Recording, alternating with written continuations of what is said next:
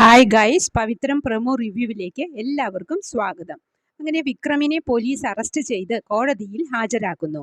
അവിടെ ഒളിഞ്ഞും തെളിഞ്ഞും നമ്മുടെ വേദ വന്ന് വിക്രമിനെ കാണുന്നുണ്ട്. വേദയുടെ വീട്ടുകാരും വിക്രമിന്റെ കുടുംബവും വാസവനും ശ്രീനിവാസനും വിക്രമിന്റെ ഫ്രണ്ട്സും ഒക്കെ വിക്രമിന്റെ കൂടെ തന്നെ കട്ടയ്ക്ക് നിൽക്കുന്നുണ്ട്.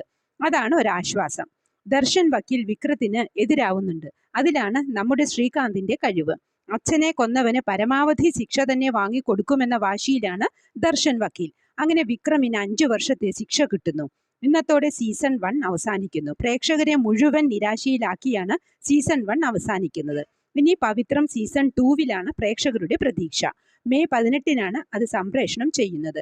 അതിൽ 5 വർഷത്തിന് ശേഷമുള്ള വിക്രത്തെ കാണാം. ജയിൽ മോചിതനായ വിക്രം, അവർക്ക് 5 വയസ്സുള്ള മകൾ, കളക്ടറായ വേദ, ഇതൊക്കെയാണ് കാണാൻ കഴിയുക.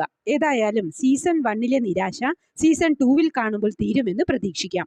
ഇതൊക്കെയാണ് പ്രമോ ആയി കാണിച്ചത്. പ്രമോ ഇഷ്ടമായെങ്കിൽ ലൈക്ക് ചെയ്യാനും ഷെയർ ചെയ്യാനും സപ്പോർട്ട് ചെയ്യാനും സബ്സ്ക്രൈബ് ചെയ്യാനും മറക്കരുത്. അടുത്തൊരു എപ്പിസോഡിന്റെ പ്രമോവുമായി വരുന്നതുവരെ കാത്തിരിക്കുക.